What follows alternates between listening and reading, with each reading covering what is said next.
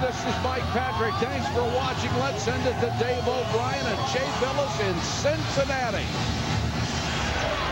We welcome you to the Cintas Center, and traditionally this game is one of college basketball's most passionate as far as city rivalries is concerned. Cincinnati's Devin Downey will give the Bearcats the lead. Dave O'Brien, Jay Billis, and Stacey Dale Schumann with you. It's Cincinnati and Xavier, and tonight we're in the Blue House in the Cintas Center, the home of the Xavier Musketeers.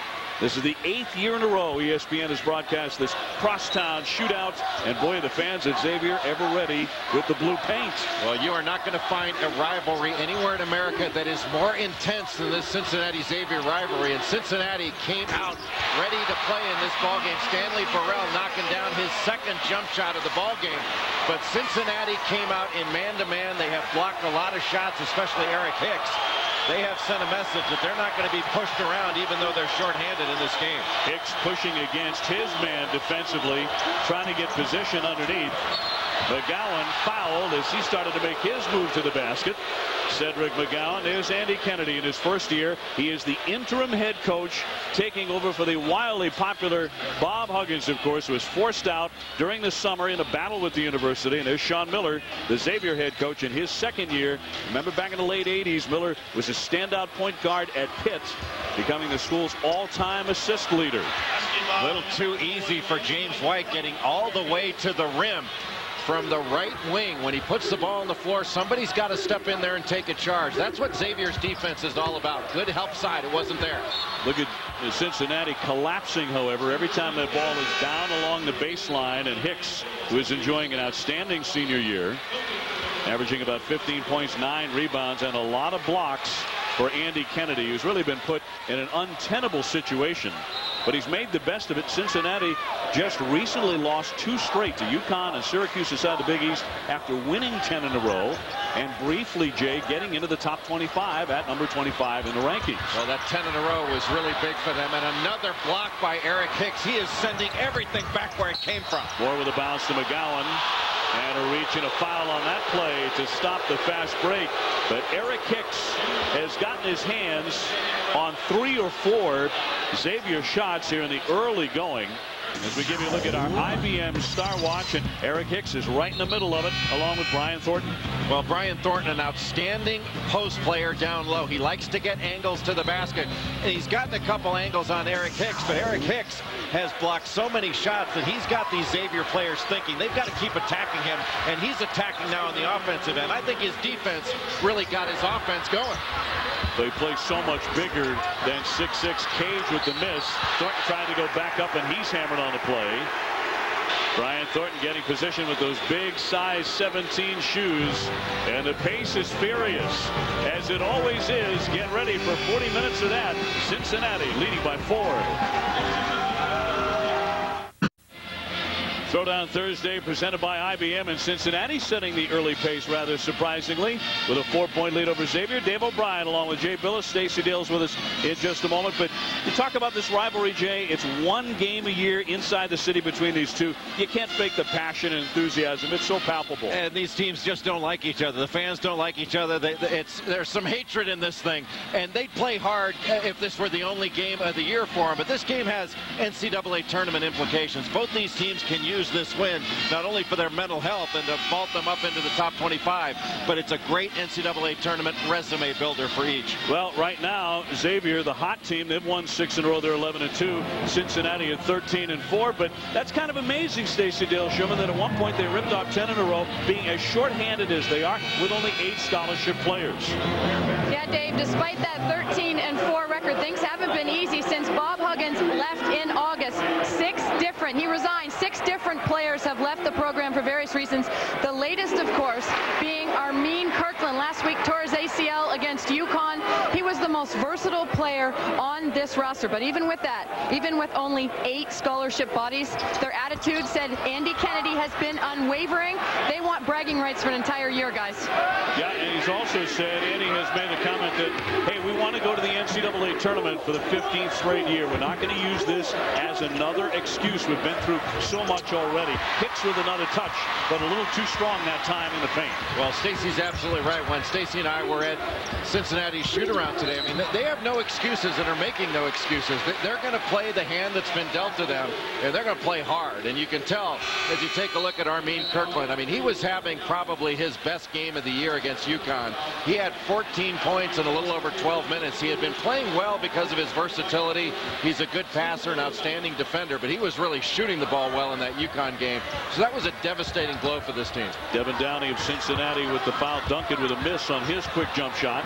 And Cincinnati trying to break out on transition here. White from the corner will launch it, and too strong. Well, Cincinnati's beating Xavier down the court right now. Xavier's got to do a better job in transition defense. Boy, look at Burrell go right by Muhammad, but he missed the shot, and it's Cincinnati crashing the glass here. And Downey, you should watch this kid because he is quick on quick, and he was a little too quick with the jump shot there. Yeah, he was a big-time scorer coming out of high school in Chester, South Carolina. Averaged well over 30 points per game. Will Caudle with the answer, brings a little sanity to the back and forth. Caudle, the 6'9" senior, gets the crowd active here and brings Xavier within one. And Xavier's now slapping the floor. They might want to make a stand defensively. I'll tell you, Will Caudle really raises the level of emotion in this building. He is a very emotional player. Well, he once shattered a backboard in high school. That'll get people up and active in the stands. Down in the baseline. Look how fast he is as he slithers through. Muhammad won't shoot it. Shot clock at 8. The crowd loving the defensive pressure here. White looking for an opening, can't find one. They have to fire way downtown and hit it and bury it, and it's Devin Downey from practically outside the building. And Dave, that's the kind of thing that can get Downey going as a scorer. He's been struggling a little bit of late, but he's a confidence-oriented player, and that can get his confidence going. How'd you like to be Xavier, play 34 seconds of great defense, and somebody throws in a 30-footer on you? Yeah, spectacular defense, and Downey can't shoot it for any deeper than that. The freshman out of South Carolina. 13-9 Cincinnati, and now it's the Bearcats looking to make a stop and hoping it doesn't end up the way they just. Well, there's a great move inside, but that one denied. And terrific follow by Caudle, who hits the deck, pounding his chest, and he'll go to the line. And you're right about Will Caudle. Well, he comes in with great energy. You can see whenever Hicks goes over to block a shot, and he challenges every single shot, that's going to open up the offensive glass.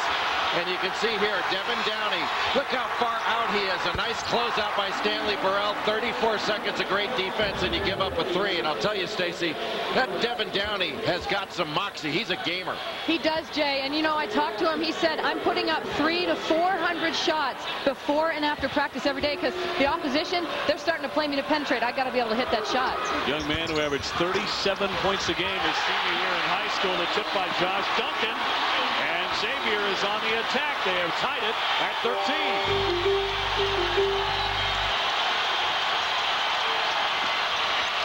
Boy, this building is deafening. It's Downey again trying to quiet them, and it's Caudle with another man-sized rebound. What a lift Will Caudle has been coming into this game. Burrell and Muhammad will reach in and foul him. Stanley Burrell also extremely quick. The sophomore from Indianapolis dropped 20 on Charlotte in a big win for Xavier on Saturday inside the A-10. Well, this is a very skilled basketball team, this Xavier team. They run a lot of good offense. They try to get Brian Thornton inside. He's not in the ball game now, but Justin Doellman can step away, hit threes. This young man, Burrell, can hit pull-up jump shots, and he has gotten off to a great start. A feathery jump shot for Stanley Burrell, the sophomore. And Cincinnati takes a timeout because Xavier has taken the lead. You talked about Will Caudle and the electric lifts that he has given Xavier since entering the ball game. He is underneath and tough to handle.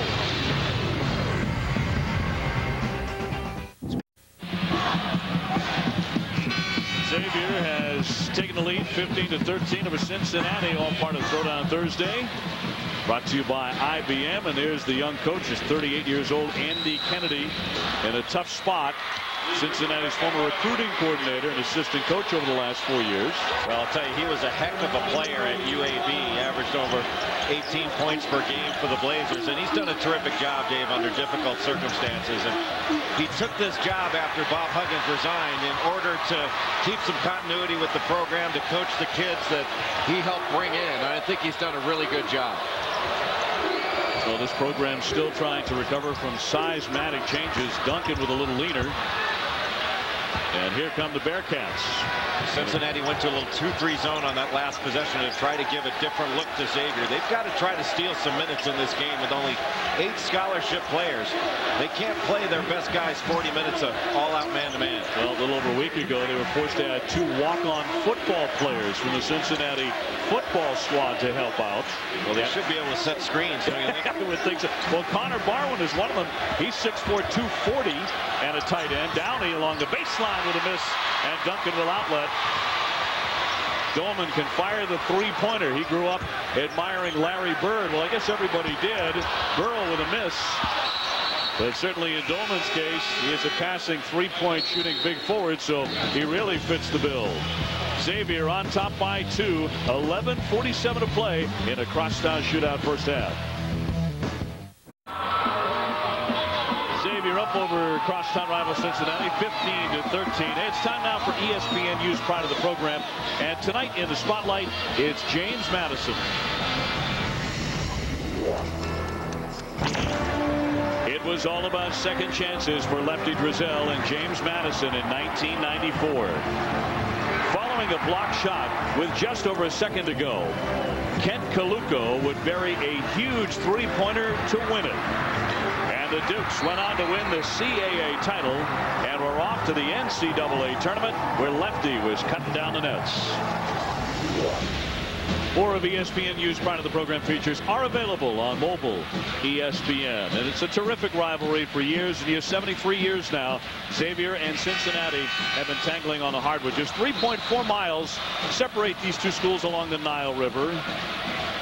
And as you can see, they are awfully close. The crosstown rivals tend to be right on top of each other, don't they? Penn and Drexel just 2.5 blocks. That's how tight that one is. USC, UCLA. Jay, you grew up in Southern California with that outstanding rivalry, about 14 miles apart. But this one seems to have a different tenor than the others. You know, it may only be 3.4 miles between the two schools, but if you ask the two different factions, the fans of each school, they'll tell you, you know what, we're worlds apart. Well, Cincinnati for many years has been the dominant team on the talk show circuit, of course, and in the newspaper headlines and in terms of NCAA success. Xavier believing they have a bit of an opening now. That Cincinnati has stumbled. Their tumultuous season has knocked them back quite a bit in the eyes of the Musketeer faithful. This might be their opportunity. They're off to an excellent start. Another turnover here, and Cincinnati gives up the basketball in the teeth of the very active Musketeer defense. Well, give a lot of credit to Diedrich Finn. He's an outstanding defender. He does not shoot the ball very often, but he's a great setup guy, and his on-ball defense, I think, as good as anyone's in the Atlantic 10s. Doellman along the baseline to Cage. He lost it going up a little while, and that's a charge. And we'll give the ball back to the Bearcats. Little 1-2-2, 1-2-1-1, three-quarter court pressure there by Cincinnati, and they tried to break it to score, and a very nice job by James White sliding in to get that charge. You know, it's awfully comforting to know you can get in there, try to take a charge, and Eric Hicks is back there to erase any mistake you may make. Bad shot. Yeah, with a wild shot there, but they were hoping for a second effort, and they will get one. From the wing, he missed again. He's been playing with a bad back. He's had a chronic back problem going back the last couple of years. Cincinnati with the ball back and taking a tumble. Mohammed, they got a little bit lucky. It came right to Moore. McGowan on the baseline tiptoeing through, and he's fouled on the body. Ryan Thornton just couldn't get there in time to cut off that baseline, and McGowan more of a face-up forward. He doesn't have a lot of size, but he can step away and drive a bigger defender. Cincinnati started out the night by hitting 5 of their first 7 shots. They're going to get Devin Downey back into the contest. And Moore, nursing that tender back, will step out. But since that hot start, they're 1 out of 7. But that is Xavier's game. They're among the best in the country in making you shoot and miss. Well, good job by Downey to knock that ball away from behind, and what looked like a possession that was going the other way turns into perhaps the easiest basket that Cincinnati's had on the night. And Jay, just as Caudle has given Xavier that great lift, Devin Downey's done the same thing for Cincinnati. Well, he is lightning quick. He's kind of a poor man's D. Brown just as a freshman, and his confidence keeps building and building. But I'll tell you what, that young man, Josh Duncan, is going to be a big-time player before he's done. He's learning the ropes, but he's very athletic, very skilled, and very, very talented. Just a sophomore, an excellent shooting touch. He came off the bench to score 14 in the win over Charlotte on the road on Saturday. So he was huge in that one. McGowan trying to make a move and drains the jumper. A 2-pointer.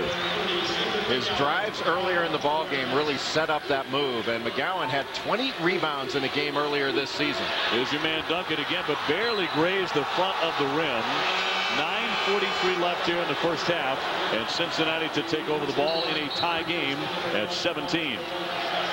Thought that shot was a little bit too quick by Duncan. You know, you mentioned the 14 points he had against Charlotte, a team that is on a surge as well, especially away from home. Charlotte's proven to be one of the best road teams at the Atlantic 10, but he scored those 14 points in about 16 minutes, so he's very productive in limited minutes. Downey gave it off to White, and a traveling violation. Will give it back to Xavier. Hey, let's go to Scott Reese in the studio now for a SportsCenter 30 at 30 update. Scott? All right, Dave. Knicks forward Antonio Davis suspended 5 games by the NBA for entering the stands last night during a game at Chicago to confront a fan he thought he was harassing his wife. And former Red Sox GM Theo Epstein is back with the team in a capacity to be determined. A full-time baseball operations capacity is all we know. More details next week. And, of course, on SportsCenter after the game, ESPN News round the clock. Dave? All right, Scott, thank you very much. You're at a quick vacation for Theo, I guess. This one tied 17, Cincinnati and Xavier in the Crosstown Shootout. Annually one of the best rivalry games in the country. Whether or not either side is ranked. Right now, neither team is, although Cincinnati has briefly been ranked number 25. Burrell jumps in, and a kiss off the glass.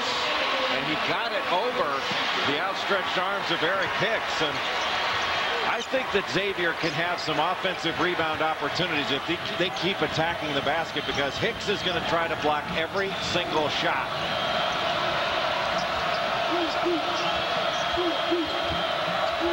Downey up top to McGowan. His fadeaway jumper. The Musketeers trying to get it to Burrell, who can hit from outside the three-point arc. And in fact, Xavier as a team is outstanding beyond that line. They shoot at 40% as a unit. Good shooting team period at about 49%. Downey really pushing it off to White. He drains it from the corner, a three-pointer. Boy, great penetration in transition by Devin Downey. You have to stop the ball. He collapsed that defense, and when he did, that opened up James White in the corner. That was very well done by the freshman. So Cincinnati at the 8-minute mark taking a 1-point lead again over Xavier. Doellman with the bounce, trying to get Thornton in position. Gives it up to Cage, kind of waltzed his way through there, but he was fouled as well. 7:49 to play in the opening half. And Cincinnati moments ago just took that 1-point advantage on a 3 from the senior from Washington, D.C., James White.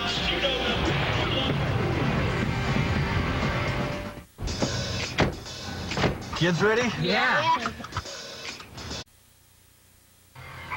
ESPN's exclusive presentation of college basketball is presented by IBM. Become an on-demand business. IBM can help. And in part by Chevrolet, an American Revolution. Well, what is in a 5-way Cincinnati chili? Here are the ingredients, Jay and Stacy. Spaghetti, beans, chili cheese, and you have to have a little bit of onion as well. Looks like a trip to the emergency room, if you ask me. That looks good on the bowels, guys. Well, guys, one of the first principles of transition defense is to stop the ball. If you don't stop the ball, your transition defense is going to be scrambling all the way. Right now, Devin Downey bringing the ball down court. Nobody stops the ball until it gets right about here. That's going to put everybody into the lane, and it's going to leave James White wide open in transition. He's going to have time to set his feet. The closeout a little bit late by Diedrich Finn. And I'll tell you what, Stacy, I think that Cincinnati is going to have to get opportunities in transition because this Xavier half-court defense is so good. They don't want to have to grind it out all game long against the set defense. It is a terrific defense. Actually, Jay, they call it the pack line defense. The perimeter players take 2 steps inside the three-point line and really pack it for their big men. And a transition like basket just like that by a player like James White is going to do wonders for this, really, a team that doesn't have many bodies, as we spoke of earlier. Now the man in line right now, Justin Cage for Xavier, knocks down 2 foul shots, one of their top defenders. Xavier really hangs its hat on the D, holding opponents to 37.5% shooting. That's 8th best in the United States and tops in the A-10. Muhammad's shot maybe partially blocked there. It was. And the rebound by Connor Barwin, one of the football players trying to steal a couple minutes. Doesn't even have the name on the back of his jersey. That's the kind of season that Cincinnati's having right now. In and out by Muhammad, and there's Barwin on the baseline to dribble out of pressure. He's already the top rebounder. And a pretty sweet shot by James White to clean it all up. That's number 51, Connor Barwin, the backup tight end on the UC football squad. Just came up with a big rebound there. Played in all 11 games for the Bearcat football team this past season. Had a big day against Penn State, in fact. 2 catches and 72 yards. Now, what do you think Brian Thornton's thinking right now? I think he's thinking a year ago it was Jason Maxiel in the middle of this defense. Now it's Connor Barwin. Yes. And already he's a terror. Doellman on the baseline with a leaner, and it rolled off. Tipped up and in. A tip off the rim, I should say, and a foul on that play will go against Xavier. And Brian Thornton. It looked like it was on Justin Cage. He used that right arm to hold off, to go over the top. Yep, they did get Cage. You can see that very skilled Justin Doellman. Usually if you shoot from that side, he put his right arm on the shoulder of McGowan, which is kind of an old trick. You put your arm on the shoulder, he can't jump, and then you get a little bit higher. I used to do that all the time. So Cage hitting the bench, and Cincinnati with a 1-point lead coming up on 6.5 minutes to play in the opening half. White on the quick move, lays it in. He is long and lean, really uses those long arms well. Boy, and he is much improved. I think the approach he's had, a much more mature approach to the game. And Diedrich Finn, nobody stopping the ball right there for Cincinnati. Finn, the playmaker, says the best thing about the city of Cincinnati is this rivalry with the Bearcats. He says college basketball doesn't get any better than this. James White right now starting to get the look of a guy who wants to take over as a senior. And Stacy, that sense of urgency that a senior has, it's a different animal, isn't it? It is, Jay. You and I talked to Andy Kennedy today, and he said the approach of this guy has just been different. It's been the hardest working player on our team day in and day out, regardless of the game.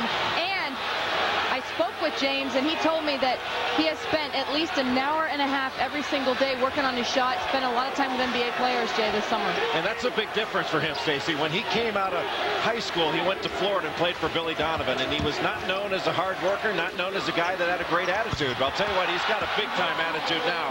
And Eric Hicks, if he can step away and knock down that shot, that's going to open up things for this Cincinnati offense. Well, the senior got plenty of attention last season with his tag team partner Jason Maxiel, a first-round draft pick of the Detroit Pistons. Getting a lot of attention individually this year, but they left him open. There's Doellman. His 3 won't go. Rebounded by Thornton. He's tough to handle at just 6'8.5".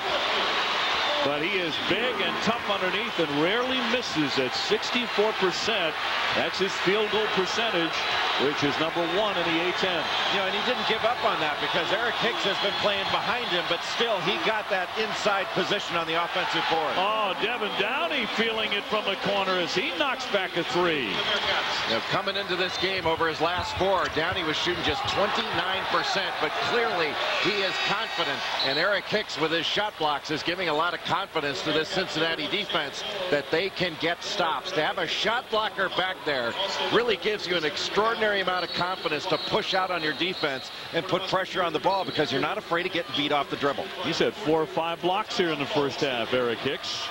So defensively leading the way for Cincinnati, and out in front by 5 as Xavier takes the timeout with 4:29 left in the first half here at the Cintas Center. Hey, 2 great teams take the court Saturday night on ESPN.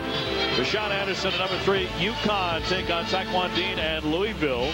College basketball Saturday primetime presented by Cisco Systems. It's UConn and Louisville, also available in high def on ESPN HD. Coverage of college hoops on Saturday with 2 games. First at noon, number 25 Iowa against number 12 Michigan State. Then at 6, Jerry McNamara and Syracuse battle number 7 Villanova. College basketball on ESPN on Saturday. Boy, Michigan State continues that gauntlet they're running in the Big Ten. It seems like they've got the 6 best teams in the Big Ten on their schedule right out of the gate, including 2 road games. They start off at Illinois and at Wisconsin, where nobody wins. Yeah, and you're lucky to come out with your nose still intact. Xavier to check in, Doellman with it up high. He's working on James White. And Cottle really working hard to get the ball in the post, but Hicks just pushed him too far out. That's out of his range. Shouldn't have taken that shot. Doellman went up, outfought everyone for the rebound. There's Finn straight away off the back iron. Doellman again trying to keep it alive, but can't. It's taken away from him. McGowan off to Moore. Downey jitterbugs his way in, and Doellman gets a left-handed block. Cincinnati retrieves it again. Look at Downey to Hicks. And that's a clean block as well. Yet another chance for Cincinnati, and Moore can't connect. And writhing in pain on the deck, Xavier has a key man down. And that's Diedrich Finn in absolute agony, grabbing at his right leg around the knee. Goodness gracious, 3:50 left here in the first half, but Finn took a nasty tumble, got twisted and hit the hardwood really in an ugly way. We'll be back in a moment to check on Diedrich Finn. Scott Reese, Fran Fraschilla here in our halftime studios. Coming up on the UPS halftime report, we'll tell you what we know about Theo Epstein's return to the Boston Red Sox. Also, win number 900 in the tremendous career of Tennessee coach Pat Summitt. And, of course, your Thursday throwdowns. And, Fran, your thoughts on the first half? Wow. Thornton, Hicks, Cottle, McGowan. This game is not for the faint of heart, and hopefully Diedrich Finn's not hurt. Rivalries don't get much better than this one. We're enjoying it from the studio, and we'll see you more on the UPS halftime report. Guys.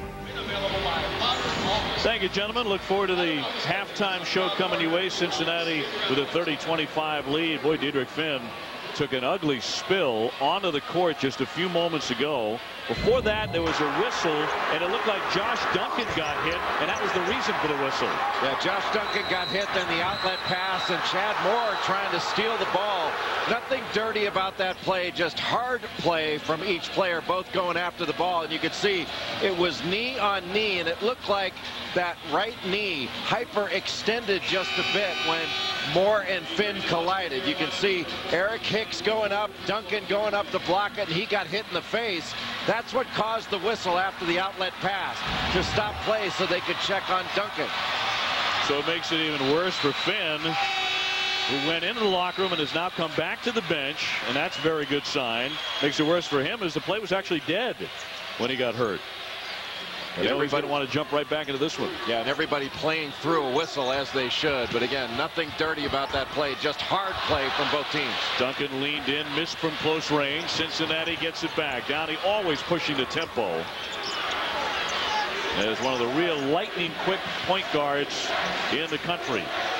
You see, Xavier doesn't really go out beyond the three-point line to guard. They like to keep, especially help side, keep their heels on that three-point line. Every time Hicks gets the ball, he's been doubled. That means somebody's open. He's a pretty good passer out of that double team. And Hicks came back in after the miss by Moore to tip it in. The guy is just relentless, Dave. I mean, he goes after every ball. He never quits on it. averaging 15 points and 9 rebounds. He's having a big first half here to keep Cincinnati safely in the lead and keep this crowd at bay. Little 3-2 zone right now in the part of Cincinnati with White out front. That middle's going to be open, and Cottle has been really active in this game. But a miss there, and McGowan jerked away the rebound. Cincinnati trying to expand on that lead, coming up on 2.5 minutes remaining in the half. The fall away by Downey won't go. A real fight by Hicks, and guess what? The bucket again. Anything he gets his mitts on, he grabs. In unbelievable hands, and now he gets a foul for trying to overdo it just a bit. But you know what? Those are the kind of fouls you can live with, because Eric Hicks has a heart that's bigger than that basketball. Just an unbelievable competitor. You see the shot goes up by Downey, and Hicks doesn't give up on it, goes after it with both hands, and that was really the difference. I thought that Cottle was going after it with one hand. Hicks went after it with both. Ronald Allen checks in for Andy Kennedy's Cincinnati team. Still trying to get used to saying that, and not Bob Huggins' Cincinnati Bearcats. Well, with Hicks out of the game, Xavier needs to attack the rim. He is not there to send it back, and with all due respect to Ron Allen, he is not the shot blocker that Eric Hicks is, or the shot changer. Johnny Wolf is Cincinnati freshman. This is his hometown. Duncan with a great feed to Thornton underneath. Can't get the basket. He will go to the line, as Xavier moved the ball to the interior at lightning speed. Hicks remaining on the bench. On the ball reversal, you can see a great seal inside right there by Thornton. As soon as that ball was reversed, he turned and sealed Allen to keep him from shifting. And that kept him wide open inside. That is really solid post work by Brian Thornton. He does a great job of sealing off, and he does a great job of playing angles. Allen steps out, and the tight end from the Cincinnati football team, Connor Barwin, comes back in. He's actually a pretty good basketball player, a two-time All-League at the University of Detroit Jesuit High School, so he could play more than just one sport. Well, now Andy Kennedy can go into the cover 2 if he wants to. Cincinnati ball here, leading 34-27. And under 2 minutes to play in the first half. Very entertaining rivalry here between the Bearcats and the Musketeers. White forced that shot, and Doellman collects the board. Cincinnati went with the dribble weave. They used that a lot against UConn, trying to get some action side to side, move the ball a little bit. Duncan launches. Not this time. Great position, though, by Thornton. And he's fouled from behind in the act of shooting. So Brian Thornton, the senior out of Louisville, with Hicks still watching. 2 fouls for him, and it's Thornton to the charity stripe. Thornton just able to overpower Connor Barwin inside, and Barwin having to foul him, but at least he fouled him before he could get that shot up. And Thornton, a decent free throw shooter, just about 70%. Barely touched the rim there. Diedrich Finn injured just moments ago. Stacey Dale-Schumann, what's his status? Well, Dave, the good news for Diedrich is he will return. Just a bruised knee. They took him back to the concourse when he left after the injury. He did some defensive shuffles. He jogged, and he will return in the second half. Stacey, thank you very much. Great news. That looked a whole lot worse than that as he was writhing in agony on the floor. So the best possible result there. 34-28 Cincinnati. Cincinnati sticking with that dribble weave. But the post guys, especially Barwin, have to clear out of there when they decide to drive it. There's too much congestion down low. You got to space out to the corner, or at least the short corner. Now they're going to go with a 1-4 set and bring up McGowan to set a ball screen. Very nicely played first half so far for the Bearcats. McGowan straight on and hits a 3-pointer. McGowan opens up a 37-28 lead for the Bearcats. Boy, how about the clock management and player management by Andy Kennedy thus far in this ball game? He is stealing minutes and really managing a terrific basketball game right now. Doellman fouled as he made his way to the basket with 39.9 seconds to go in the opening half. And Cincinnati, after back-to-back losses inside the Big East to UConn and Syracuse, trying to get back into the win column tonight against this intense rival, the Xavier Musketeers here in the city of Cincinnati. And Finn has made his return for Xavier. Diedrich Finn back in. You see an outstanding passer, about 4 assists per game for the guard. Doellman knocks down the foul shot. But Justin Doellman's one of those guys that I think is vastly underrated in the Atlantic 10. You can see he puts up numbers in just about every category. He's very versatile. He's long-armed. He's very skilled. And he's an underrated defender because he can guard out on the perimeter and guard inside as well. He can block some shots, change some shots. He's a really solid player. 43% from 3 really opens up some things too. So inside a half minute to go in the first half. And Cincinnati will most assuredly go to the locker room in the lead and really in control of this game against a red-hot Xavier team. And Dave, Cincinnati can take this shot clock. There's a few seconds difference, about 4 seconds. They can take the shot clock all the way down to 0 and get that shot off and still have some time. That's a little early to pull the trigger. That gives Xavier a lot of time to get it up court and get to the rim if they want to. 2 seconds. Oh! Muhammad will launch it. He'll leave it way short, but his defense was the story there right before the buzzer on the block. And that's how it ends. Clearly the momentum in the hands of the Cincinnati Bearcats. James White and company. He hit a couple of big three-pointers. And Cincinnati leads it 37-30. Stacy is with Andy Kennedy.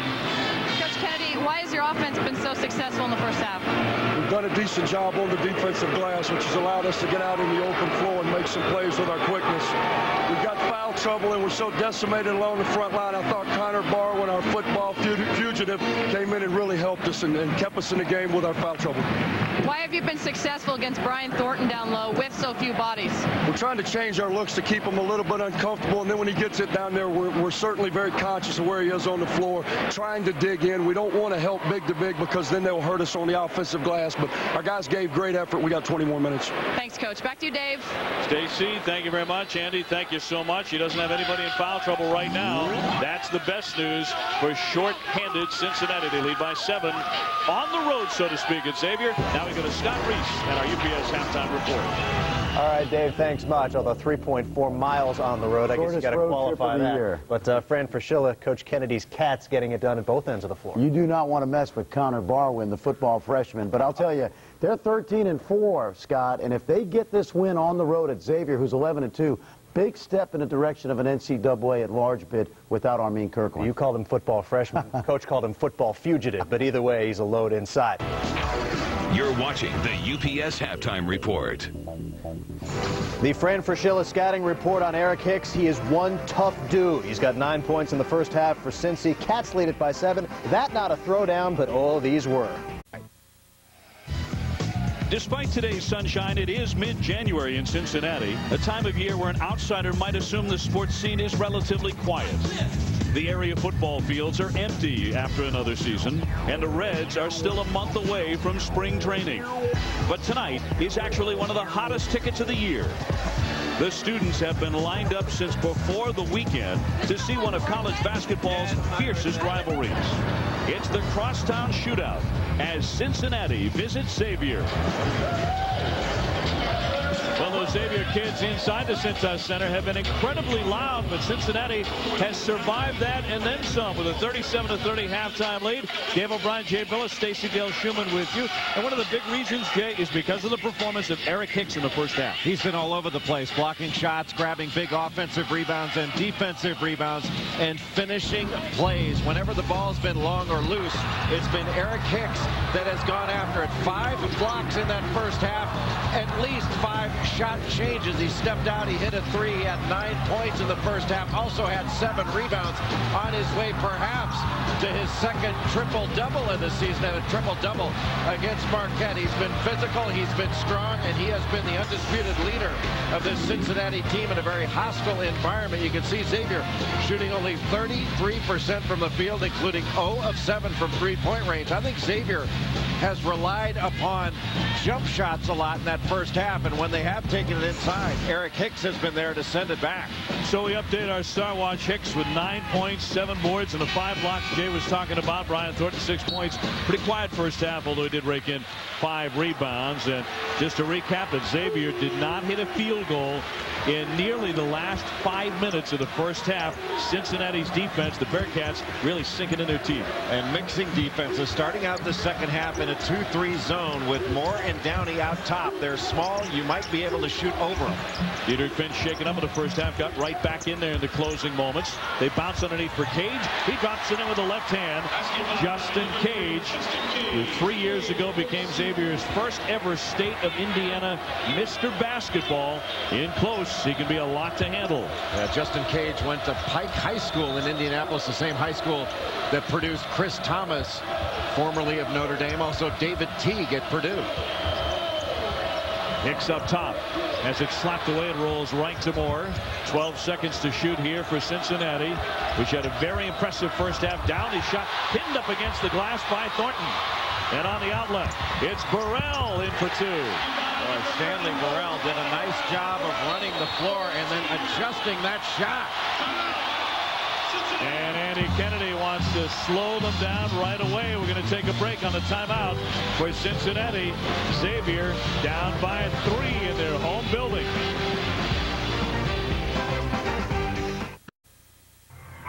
ESPN's exclusive presentation of college basketball is brought to you by the Acura MDX with electronic 4-wheel drive and eBay. If you want to buy it now, you can get it on eBay.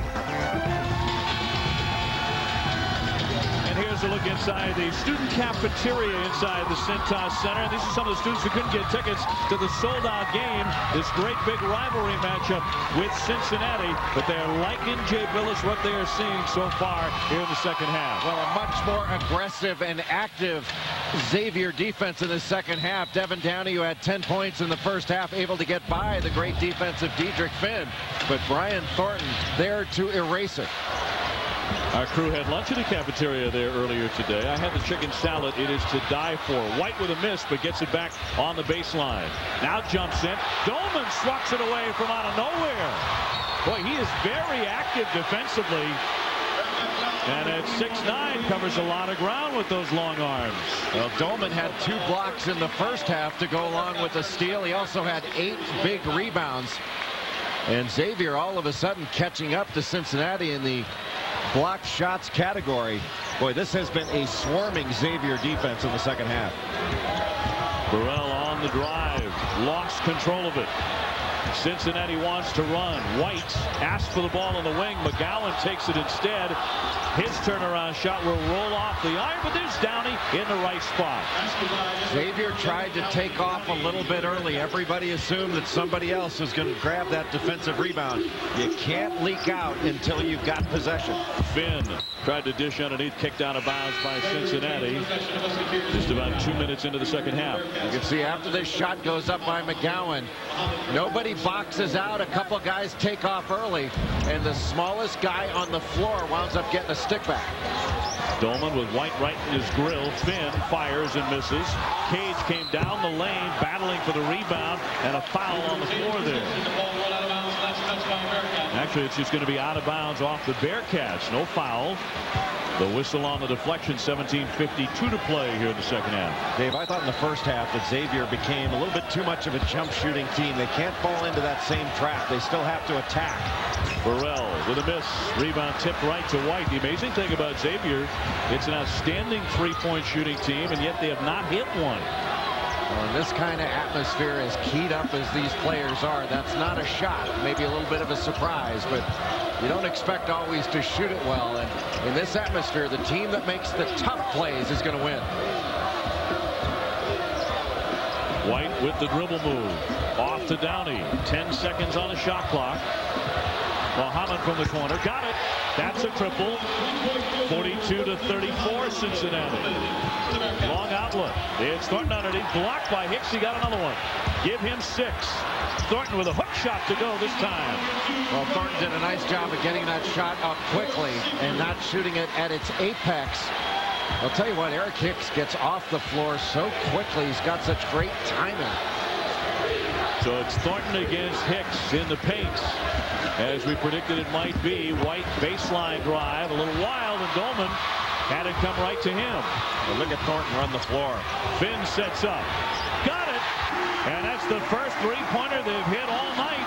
A team that shoots 40% from beyond the arc. Maybe a sign of things to come. Xavier 1 out of 9 now, and they've closed the gap to 3. Boy, Dave, you got to give a lot of credit to Brian Thornton from running the floor. That opened up that 3. Cage picks off the rebound. The Musketeers have an opportunity to tie on a second consecutive three-pointer on this trip. Let's see if they get the ball inside to Thornton. Let him have a touch. All the set play out top. Running a little. A whistle and a foul underneath. It's on Justin Cage. You think Coach Sean Miller is not working hard, sweating right through that blue shirt of his?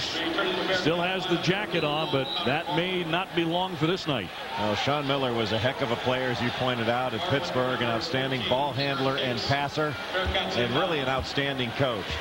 Spent some time on the staff of Herb Sendak in North Carolina State. Came back here to Xavier to sit beside Thad Matta before he took off for Ohio State. And both he and Andy Kennedy, terrific young coaching prospects. Miller in his second year won 17 in his first season. He's on a pace to quickly eclipse that. Right now, the Musketeers 11-2. McGowan backing down his man, but short with that turnaround shot. Solid job defensively, staying solid by Justin Doellman. He's had a terrific ball game.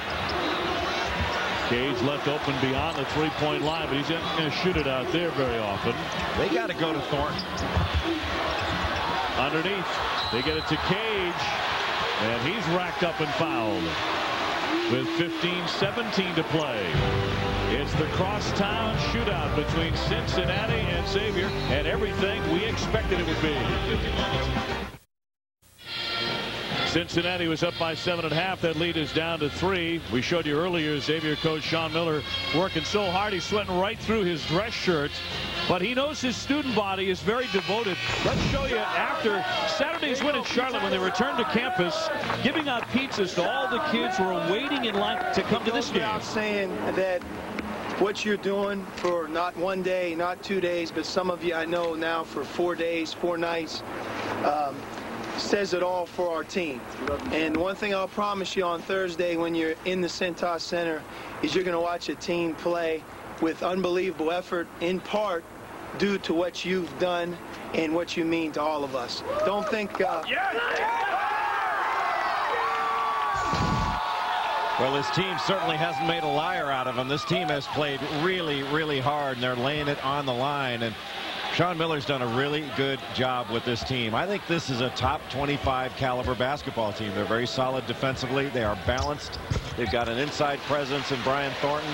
And they're a team that I think is NCAA tournament worthy of the teams that I have seen this year, and I've seen just about everybody. Right now, not in the top 25, but 11-2, 3-0 in the Atlantic 10, and they've won 6 in a row. Finn picks it off. I guess that knee is okay, because he came flashing out, picked it off, and laid it in to tie the game. Xavier on an 8-0 run to make it 42-42. And right now, the Xavier defense has its energy up. It's up to Cincinnati to respond to this challenge. I'll tell you what, the Cintas Center is as loud as any building you're going to find. Muhammad with a miss, and Cage with the rebound for Cincinnati. For Xavier, and Cincinnati right now on their heels, backpedaling. They've got numbers. Hicks fell down after that last play. Finn really tried to take advantage. Look at the great hands by Cage to keep it alive. Duncan's leaner is short. And Muhammad is bumped by Duncan in a rather silly foul by Josh Duncan. That's his first personal. For the Musketeers in the second half, the Americans will inbound. 14-15 remaining here. Cincinnati with the ball. Every time the ball has gone into Eric Hicks, he's been doubled. Now if he gets it, he's going to set a screen here and immediately duck in. I thought White could have passed it to him, or at least given it to Downey over in the corner. McGowan nearly lost the dribble, retained it, and a whistle before he went up to shoot it as he is hit. Well, there's a lot going on down there. He was hit, but he was also hooking. I think the referees could take their choice of fouls on that. So Thornton will come out, at least temporarily. And Devin Downey, the 5'10" freshman from South Carolina, to check in. Made a big difference here for the Bearcats and Andy Kennedy. Andy Kennedy in his first year as the coach, the head coach, although an interim head coach for Cincinnati in this crosstown rivalry. Muhammad jumps right through, but he missed the layup. The rebound taps to Xavier. And now trying to run the break. Duncan stepped in, but it was picked off by Muhammad. Great hands by Muhammad. And then nearly threw it away. White trying to feed to Hicks. Can't get it. And the follow by McGowan is good. Cincinnati all over the offensive glass. Well, Xavier pushed a break when perhaps they shouldn't have, and that gave the advantage to Cincinnati. But how about the catch and corral by James White? The pass behind him, but he's still able to get a hand on it. And a timeout for Xavier. Sean Miller takes one here. Saturday, ABC's College Hoops features great regional action. First off, at 1 Eastern, you'll see Bobby Knight and Texas Tech against number 24 Oklahoma. Those of you on the West Coast will see Cal battle Arizona at 3 o'clock Pacific. Check your local listings for the game in your area. This is a big weekend for Arizona. Lute Olson dismissed perhaps his best defender, Chris Rogers, from the team. Chris Rogers has displayed over the course of his career at Arizona a bit of an attitude problem, and the staff at Arizona had just had enough of it.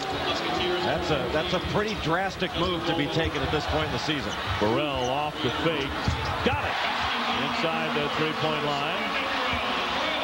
Reed ties it at 44, and Burrell has a dozen. Well, Stanley Burrell has been really impressive in this game. He's got strength, athleticism, and a terrific mid-range shot. Xavier really swarming defensively, but the shot made anyway. A tough shot by White. James White, who is the top scorer for Cincinnati at about 17.5 per game.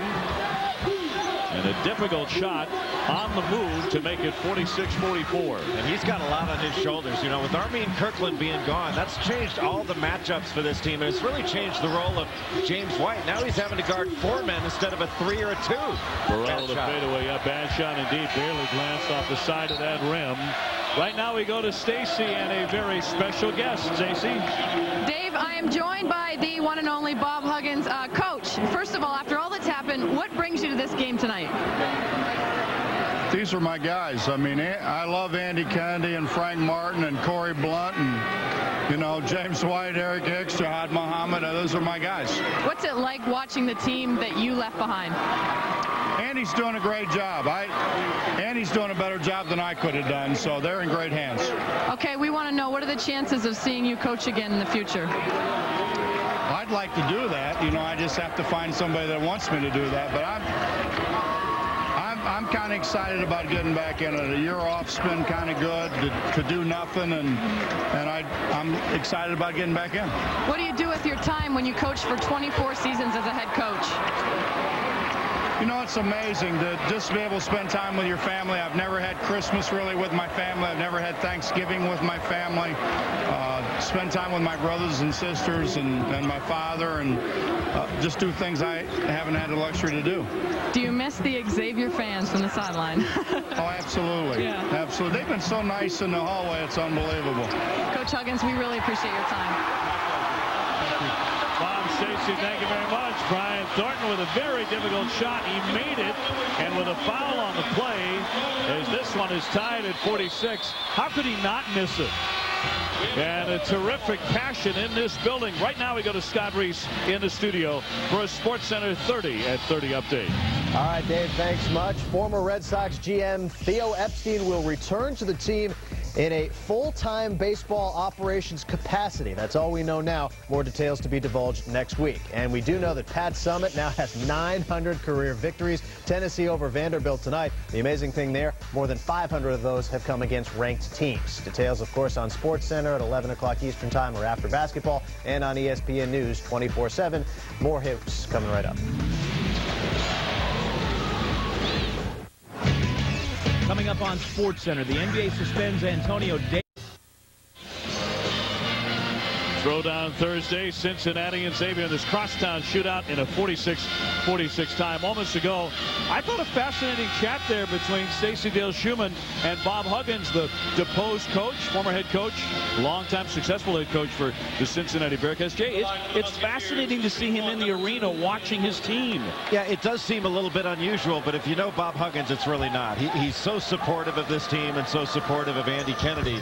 That's one of the reasons. I mean, he really wanted Andy to take over this job in large measure because of the kids. It's obviously a great opportunity for Andy, but they feel responsible for these kids and for the program that they built and didn't want to see it torn down. A very classy comment there, I thought, by Bob Huggins, saying that Andy Kennedy's doing a better job coaching this Cincinnati team than he would have. Well, I'll tell you what, Bob Huggins is one great basketball coach, and he will coach again, I think, as early as next year. Somebody will hire him, and when they do, they're going to get one of the best basketball coaches in the country. There's no question of that. Meanwhile, on the court, in a game that he coached for so long, with 16, 17 years, crosstown rivalry here with Xavier, the Musketeers have grabbed the momentum and now trying to take the lead. Wolf lines up a three, and Downey with the rebound. So break here for Cincinnati.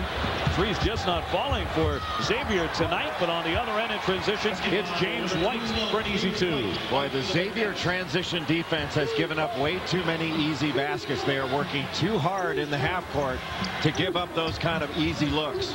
Xavier 1 for 10 from three-point land. That is not how they usually get it done. At better than 40% as a team out there. Cage working on Hicks, trying to get by the 6'6" forward, and he missed it. And Hicks collects. That one, right off the foot of Devin Downey. So Cincinnati unlucky. Just a bad outlet, and Downey should have come back to the ball, but there was no defender around. He thought he'd get a quick jump on the Xavier transition D. Xavier has not lost inside the Cintas Center this year. They are 7-0 here. And all-time 72-10 against all comers. Doellman. And again too strong with a long-range shot. And that will go over to Cincinnati at 9:40 left here in the second half.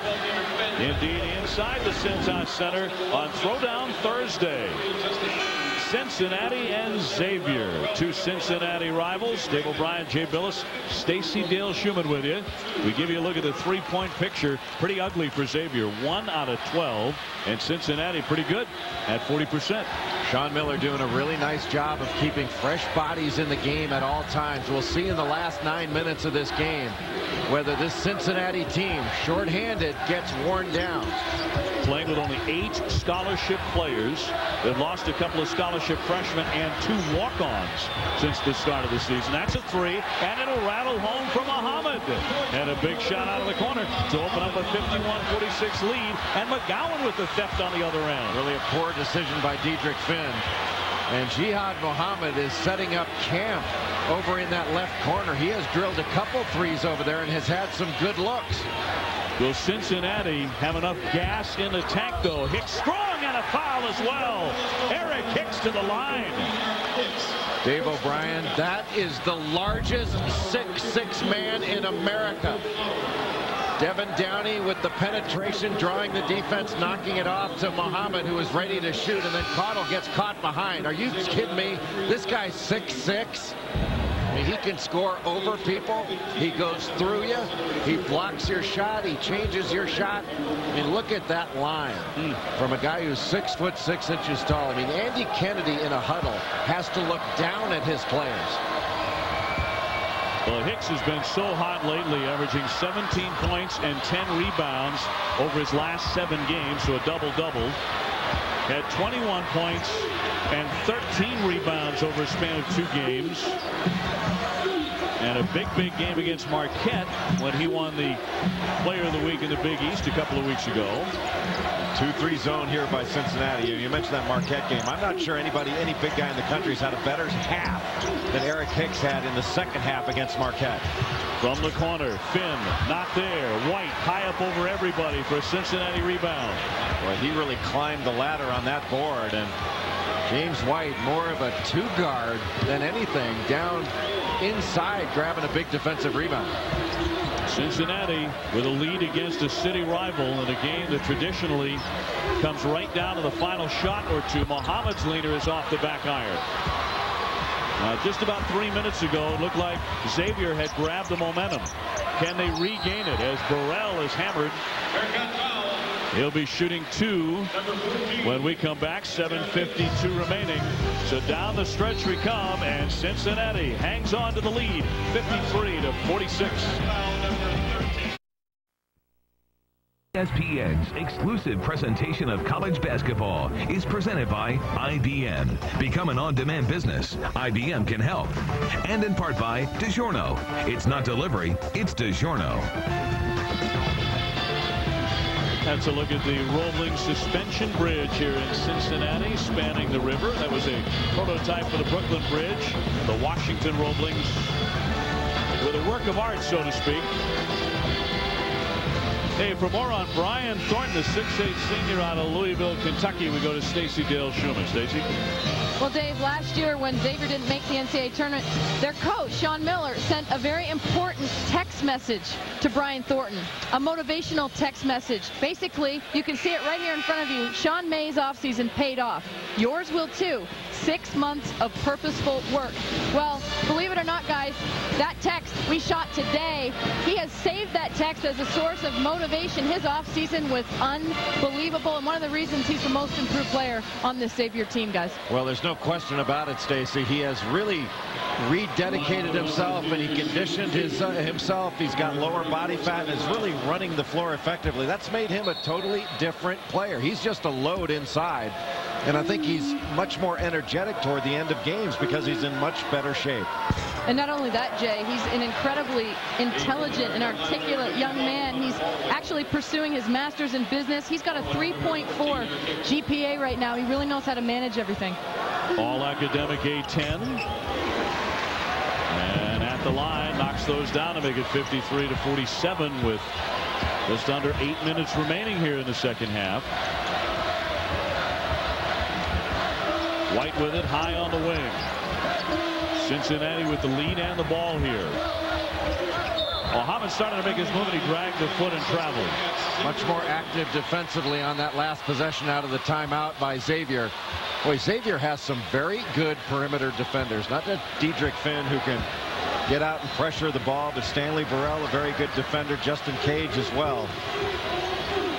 Xavier off to their best start since the days of Skip Prosser, 2000-2001, when under Skip, of course now the outstanding coach at Wake Forest, they were also 11-2. The lob underneath this, Thornton getting position and the lay-in.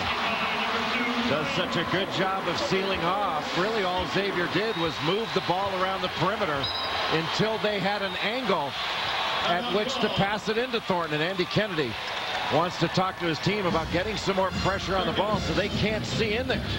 He's also going to get Eric Hicks back in the game. Hicks right now with 2 fouls for about a minute. They had posted on the scoreboard 3 fouls under Hicks.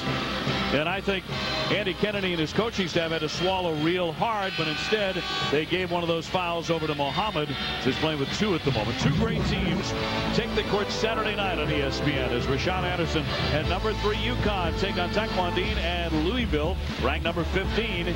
College basketball Saturday primetime presented by Cisco Systems, and ESPN's coverage of college hoops with 2 games during the daytime on Saturday at noon. It'll be number 25 Iowa facing number 12 Michigan State. Then at 6, Jerry McNamara in Syracuse battling number 7 Villanova. It's a lot of ranked teams playing this weekend. And a lot of NCAA tournament resume is going to be made or missed. Hicks fouled as he turned to take his shot. And Thornton will pick up the personal. We take another look. I didn't see it. He really didn't. He went down across the hand.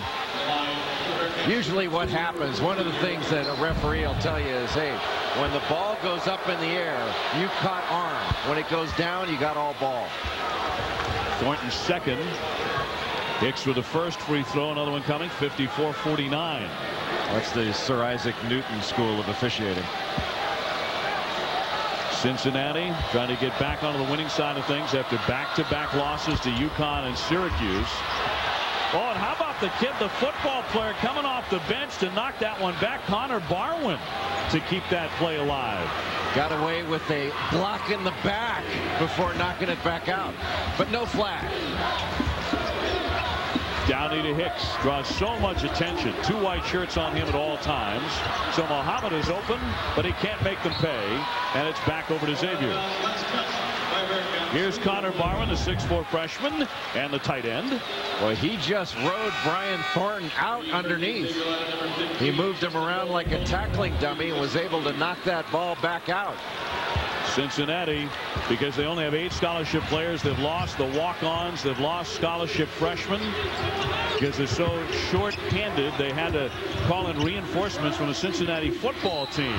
A foul as well, and it'll be Thornton starting to establish some dominance in the paint going to the line. Well, Cincinnati looks like they're getting a little bit tired on the defensive end, and Xavier doing a nice job of keeping the floor spread. That time, Thornton just did a great job of sealing off inside. You can see that he got Hicks on the high side and wouldn't let him break contact to get around in front. He just pinned him. And that's what great post players do. They use their body to seal off, and then the pass goes away from the defense to lead you into your move. Justin Cage will step in. Guys, you know, when we spoke, Jay, to Coach Kennedy today, he talked about how difficult it was to get enough practice time in. Incredibly hard. 2 hours at the max every single day as the crowd picks up, guys. The energy's electric in here. Well, it sure is, and Cincinnati's lead has been cut to 2. Downey from the line got it and quiets them for the moment. Ron Downey, you can really see him growing up right in front of your eyes, the freshman from South Carolina. Well, this is one of the better games, especially in this atmosphere. And, you know, Stacy makes a great point. I mean, it's hard with this number of players available for Cincinnati to have competitive practices. Cincinnati with Hicks hitting the deck, got the deflection off Xavier. He and Thornton battling for it on the baseline, and it'll be Bearcat ball. I think Xavier's got to keep trying to go into Brian Thornton. Keep looking to him. If he gets it, he can pass it back out. He is a good passer out of the post. He can pass it out and repost. Doellman with the quick hands, and it's 6'9", jumped out for the theft. Got it to Cage. His leaner is good off the glass, and it's a 2-point game again. Well, Justin Doellman has made some huge plays in this game, but none bigger than that one. Not only the steal, but the patience to wait. Downey pulls up. May have had a lane there. The swing to White. He's been hot. Not this time, and it's Doellman with the one-handed rebound. And Xavier can retake the lead here as we come up on 5 minutes to play. Finn for 3. It rimmed out. Boy, that was one to go in again to Thornton. And now Moore will back it out. White takes the baseline in the lane. Hicks in traffic, and a whistle. Foul on the floor with 4:46 left. And they're certainly going to try and go to the workhorse in Eric Hicks here down the stretch. He has had such an outstanding night. Listen to the slapping underneath there. Physical contact really picking up in the final minutes, and Cage has just picked up his 4th. Well, Cage did a good job of getting that foul before Hicks could get into his shooting motion. That means that Cincinnati will inbound the ball along the baseline.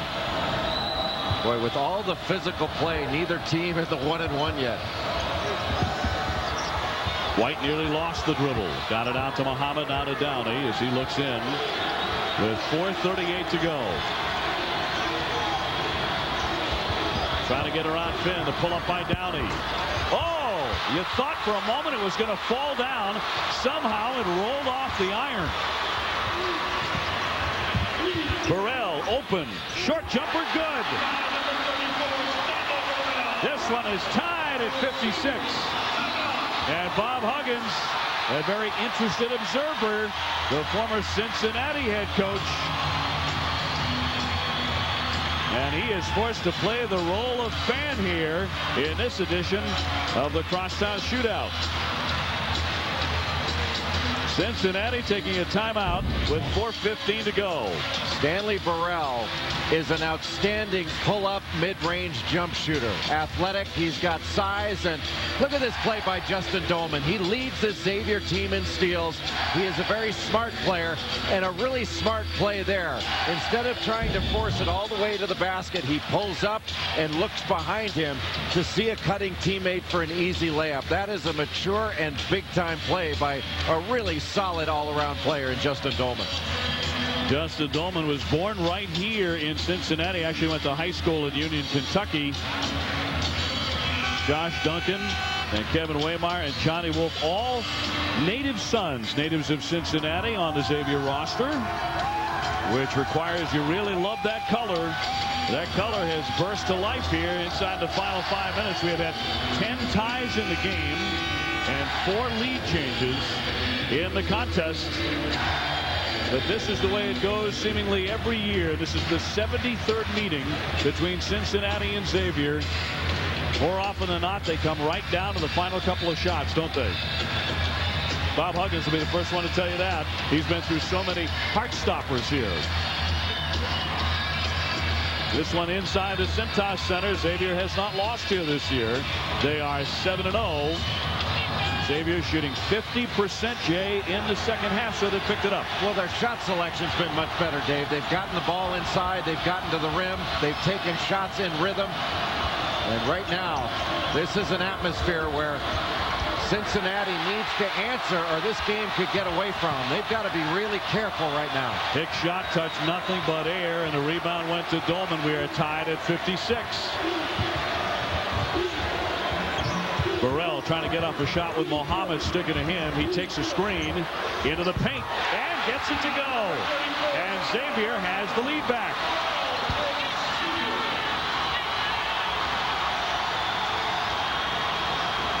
(58-56). The Musketeers trying to protect their home courts and go to 12-2.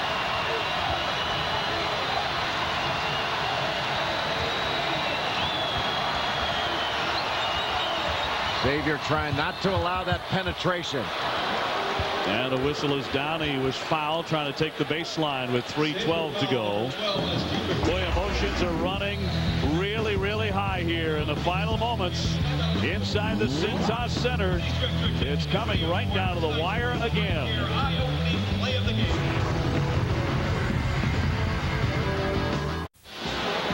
Xavier just retook the lead for the first time since 7:20 of the first half. 58-56 here. Xavier with 4 timeouts, but Cincinnati does have that possession arrow. Hey, Saturday ABC's College Hoops features great regional action. At 1 o'clock Eastern, you'll see Bob Knight and Texas Tech against Oklahoma. And those of you on the West Coast will see Cal battle Arizona at 3 o'clock Pacific. Check your local listings for the game in your area. This is an important time for Xavier. They have the lead right now. Devin Downey at the free throw line, but this last 3 minutes, it's going to be really important for Xavier to go to the defensive glass. Their first shot defense in this second half has been spectacular. They have really limited the open looks that Cincinnati has gotten. But they've got, right now for Xavier, a huge play is a defensive rebound. They cannot allow second shots to this Cincinnati team because that's what they feed off of. Well, the first-year man, Devin Downey, looked awfully cool at the line. The freshman drops in 2 to tie it at 58. 1-2-2, three-quarter court pressure. Cage off to Burrell. Back underneath to Cage. Got to get it off. Got to get it off that baseline. That's a bad place to have it. Timeout. Xavier. Sean Miller takes one of those 4 he had left. All tied up 58 apiece with 2:55 to go. Xavier has won 4 of the last 6 in this Crosstown Shootout, but they fell 65-54 at the Bearcats home gym, Fifth Third Arena last year. Back in 2004, Xavier held Cincinnati without a field goal the last 6.5 minutes and won a thriller 71-69. Well, these games are always so hotly contested, and it often comes down to how you execute in late game situations. And remember, Dave, you're executing in these when you're really tired, and that's why practice practice is so important. You know, you do a lot of your best work in practice toward the end of practice when guys are tired, so you can prepare for situations like this. Guys are stepping to the free throw line and they're tired. They're losing concentration. And to execute in this kind of environment is really, really difficult. Going into some environment, all painted up in blue for Xavier inside the Cintas Center. Now, all season long, Xavier has been outstanding defensively.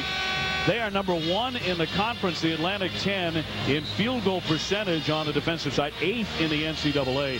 Let's look at their defensive work so far tonight, though, against the Cincinnati Bearcats. Well, that's just brilliant work by Xavier. This is primarily a man-to-man team. They play at the head on the ball. They put good pressure on the ball, but they're really help side oriented. Stacey Dale-Schumann talked about it earlier, the fact that they use this pack line concept. They're very tight off the ball with their help. They keep their heels on the three-point line. They don't get too spread out. And Sean Miller has done a really good job of getting this team to buy into defense, playing 5 as 1. And you can see, I mean, when is Sean going to get to work there? That whole shirt is not sweated through yet. Until he sweats through that collar, he's not working. His team's working it, though. They've held Cincinnati to 32% shooting in the second half.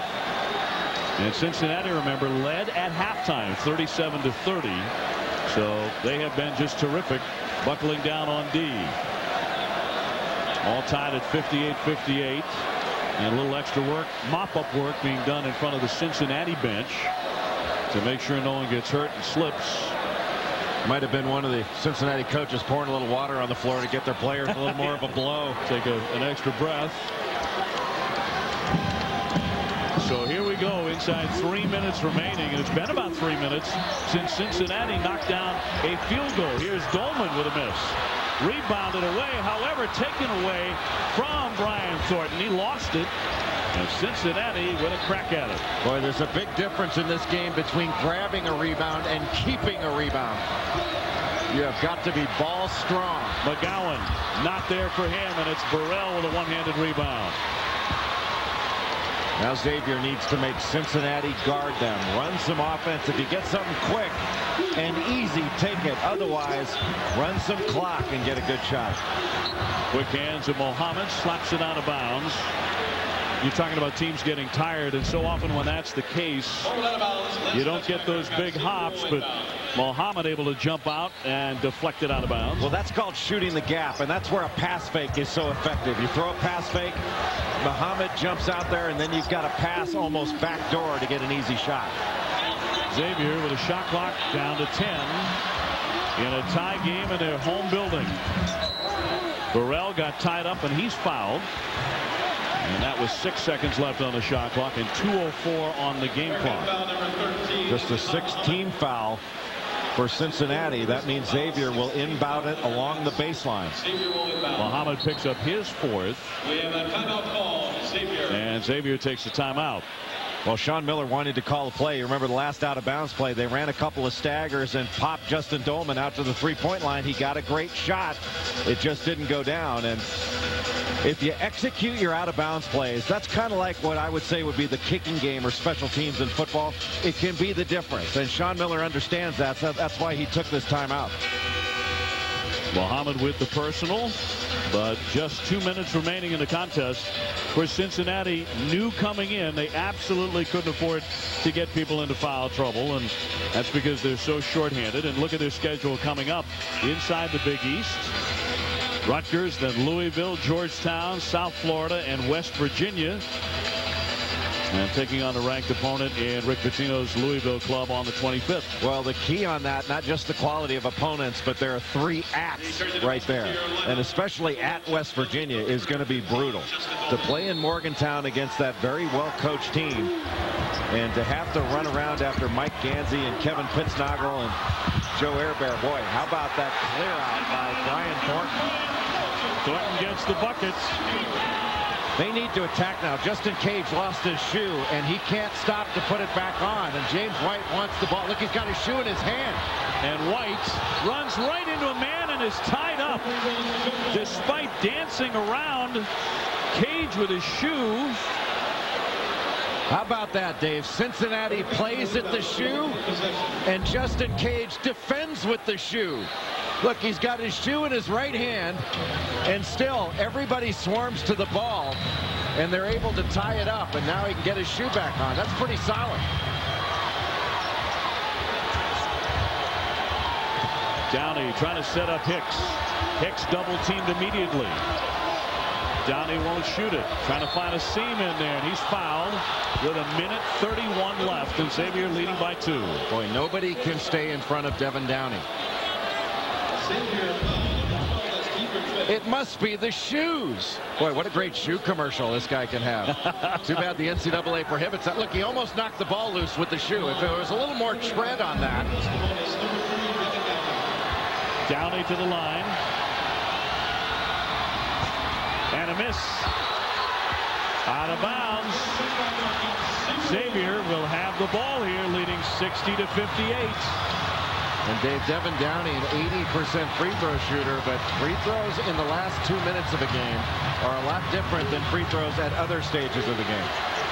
Brian Thornton, by the way, 17 points, 11 rebounds. He has a double-double for Xavier. Duncan into the game, working on that sideline. He's fouled by James White with 1:14 remaining, and Xavier clinging to a 2-point lead. And Duncan, a good free throw shooter, but just a young player stepping to the free throw line under these circumstances. He shoots about 88% from the line. And this young man is going to be a player, but I'm not sure he's ever stepped to the line in a tougher situation. The sophomore got it to go. This is his hometown. Sean Miller and the Xavier Musketeers trying to knock off their rivals, their city rivals, the Cincinnati Bearcats tonight, with Bob Huggins in attendance. Got them both. He looked pretty smooth there. Cool, calm, and collected. And now Justin Doellman comes in for defensive purposes to get a little more experience on the floor. Cincinnati without a field goal in 5 minutes, Jay Billis. White trying to remedy that, pulls his way in and misses. It'll go back over to Xavier. And Hicks venting some frustration with all those missed shots. Andy Kennedy screaming for a foul.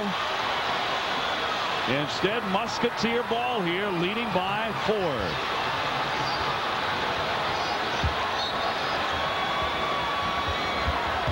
Cincinnati going to try to have to get a steal really quickly, but it would not be out of the question to start fouling here. And a whistle on the side of timeouts. Xavier takes one here with 52 seconds left. And should there have been a foul on this play as White went in? Well, Brian Thornton came over from the weak side, and it looked like he gave a bump down low and did not have any position established. You have to establish initial guarding position, and I'm not sure that Thornton did that.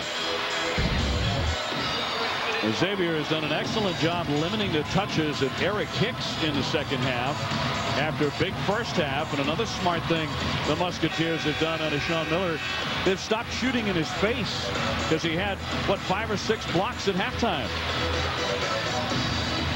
We have Sports Center coming your way as soon as we finish up from the Cintas Center.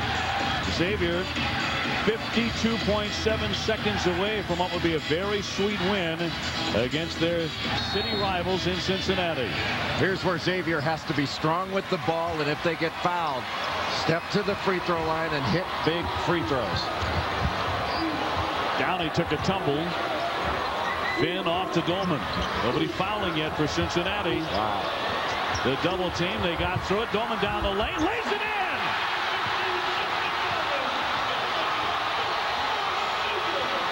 A back-breaking bucket.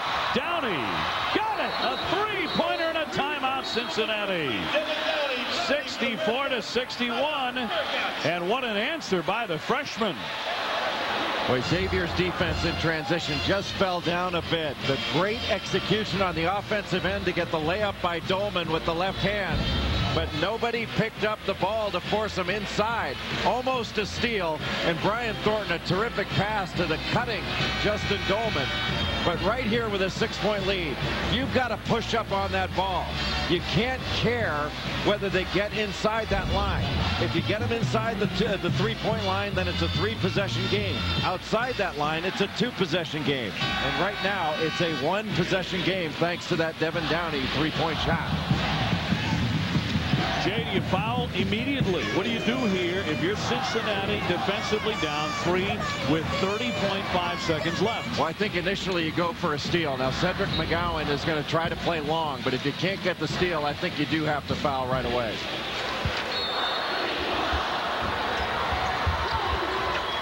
Reaching in the backcourt and fouling. Cincinnati does exactly that with 28.3 seconds left. And Justin Cage, not a bad guy to choose, shoots about 70% from the line. He does have a good touch, and Cincinnati, you can see, not getting to the free throw line at all in this ballgame. Not unusual when you play on the road, especially in this kind of environment. So Cage to go to the line. Justin Cage, the junior from Indianapolis, averaging about 8 points per game. And that's in and out. Rebounded by McGowan. Now, Cincinnati does not need a 3, but Downey has been very effective off penetration and kick. He goes inside, and it's rejected by Thornton. Cincinnati will have it back with 18.8 seconds left and trailing 64-61. Downey going to inbound the ball. You always have to watch the inbound man in a situation like this. Cincinnati, remember, is out of timeouts. Downey with another effort to get it in. Quick pass underneath and a foul against Xavier as McGowan is pushed. 17.5 remaining. Boy, the last thing that Xavier wanted was to foul with no time going off the clock. McGowan will go to the stripe here. And McGowan is 74% free throw shooter. If he knocks these two down, it gives Cincinnati a chance to set up the press. A 1-and-1 here for McGowan. Too strong. Rebound battle for Muhammad, gets it back. 15 to shoot. White doesn't fire. Now he does. Picked off by Thornton. Boy, how about Justin Doellman, Dave? The great defense on that shot attempt by White. He has been their top defender all night, making huge play after huge play. Steals, blocks. And it's made all the difference for Xavier. James White able to keep that ball alive, then runs out to the corner, and it's Doellman that gets a hand up. He's really been the quiet star of this ballgame. So 1 plus the bonus here as Thornton will be shooting with less than 11 seconds remaining. And again, Cincinnati has no timeouts left. Sports Center coming up. And Xavier trying to put the finishing touches on a win over Cincinnati in the Cintas Center. Another miss at the line. A chance here. Muhammad for 3 to tie. Oh! He hit it! He hit it! This one is tied at 64. Muhammad with a huge shot. 5 seconds left. Cage gives it off. The shot won't go by Diedrich Finn. And this game is going to overtime. Cincinnati will not die. Jihad Muhammad launching a 3 to tie the game at 64. Xavier missing at the buzzer, and we go to overtime in the Crosstown Shootout. Here's how the last 10.8 played out, with Muhammad finding a spot on the wing to launch and send us to OT in the Cintas Center.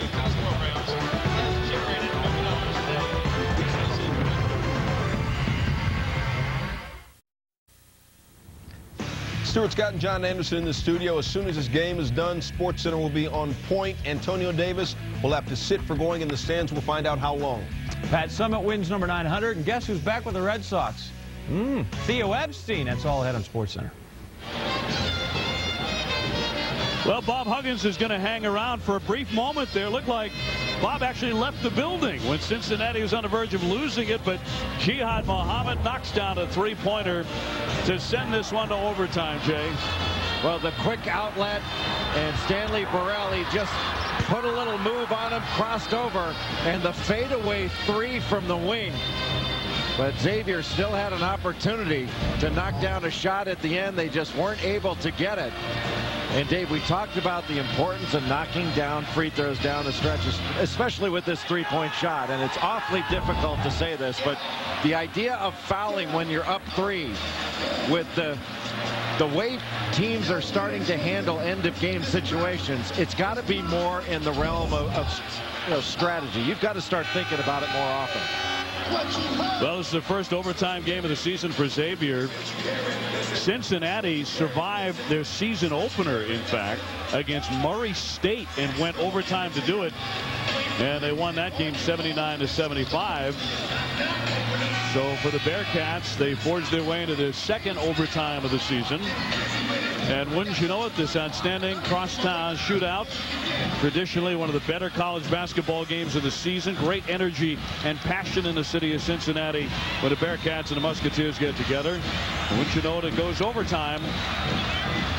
So here we go as Cincinnati wins the tip in OT in a 64-64 tie. And in this 5-minute overtime period, there are people with foul difficulties. They've got to be very careful, especially early on.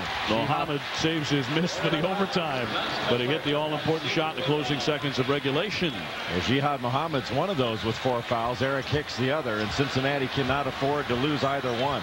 And Andy Kennedy going with a 2-3 zone right now to protect those in foul trouble.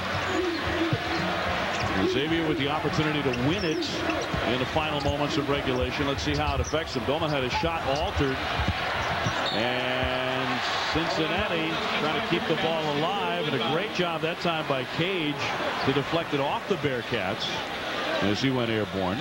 Really solid job by James White to cause Doellman to adjust that shot. That's why he aired it. They got the inbounds to Thornton, certainly the right man, and he'll go to the line to try and complete a three-point play. Brian Thornton has had a big second half for Xavier. You can see just a little screen, and McGowan and Hicks trying to communicate. A lack of communication left Brian Thornton wide open. And again, we talked about out-of-bounds plays being like the kicking game in football. Well, that one was right through the uprights to give him a 3-point lead. Thornton with 20 points, 12 rebounds, most of that since intermission. White with a charge. Cincinnati gives up the ball on the offensive foul by James White. Andy Kennedy not too sure. And guess who took the charge? Justin Doellman. Doellman has been the hustle MVP of this ballgame. Well, he sure has. Born here in Cincinnati, grew up emulating the great Larry Bird. Got a resemblance in game and in appearance. Outstanding passer, can hit the three. He's also 6'9". A 3-point lead for Xavier in overtime.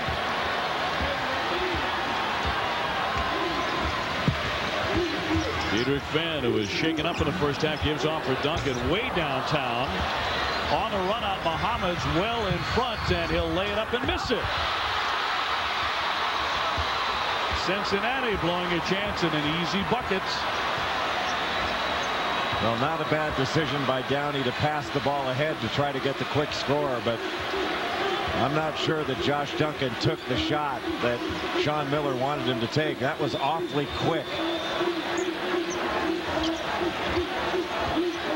Cincinnati sticking with his 2-3 zone. Good pass into the middle. Cage took a bump there, no foul, and the rebound is tipped up. Downey with a quick hands cradles it. Cincinnati with a three can tie it up here in overtime. They hit a huge three-pointer down the stretch in regulation by Jihad Mohammed to get to OT.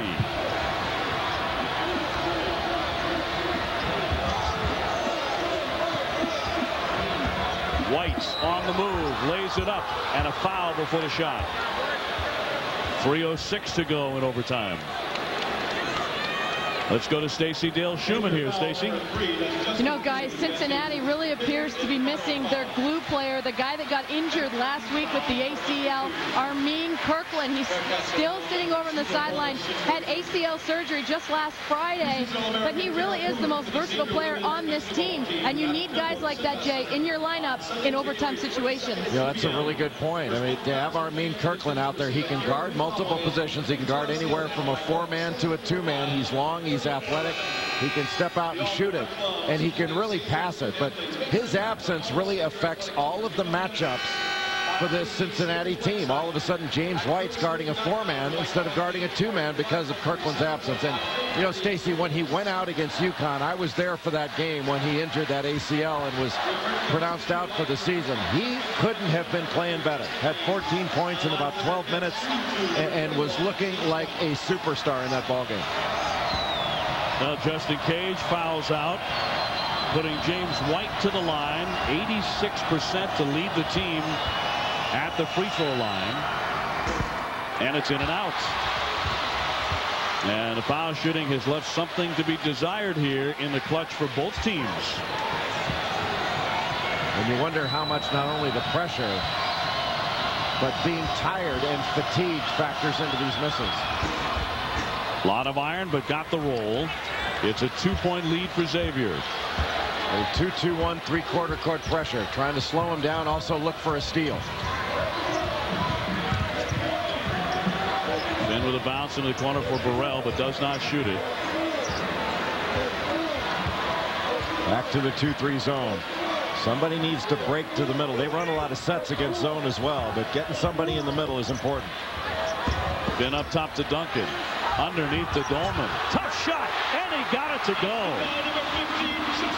Miller and the coaching staff for Xavier badly wanted a foul as well, but they'll certainly take the effort by Doellman, who's had a marvelous night for Xavier. And a terrific pass by Josh Duncan. They got him in the middle, and then he dumped it down to an open Justin Doellman. Muhammad trying to answer in contact as he went through and got fouled. 69-65. And the crowd not pleased with that call. The home court here at the Cintas Center. The home court of the blue-clad Xavier Musketeers. Getting the ball into the post, and then the nice penetration by Josh Duncan into the middle. That's what got Eric Hicks to freeze and opened up along the baseline. Justin Doellman for that shot. Muhammad, a senior, with another one coming. Former junior college All-American. 6 brothers, 7 sisters in his household. You know, he played the point for Cincinnati last year and was the type of player that could either shoot you into it or shoot you out of it. I like him much better as a 2-guard when he can think only about scoring. The rebound came to him, but it's stolen away immediately by Diedrich Finn.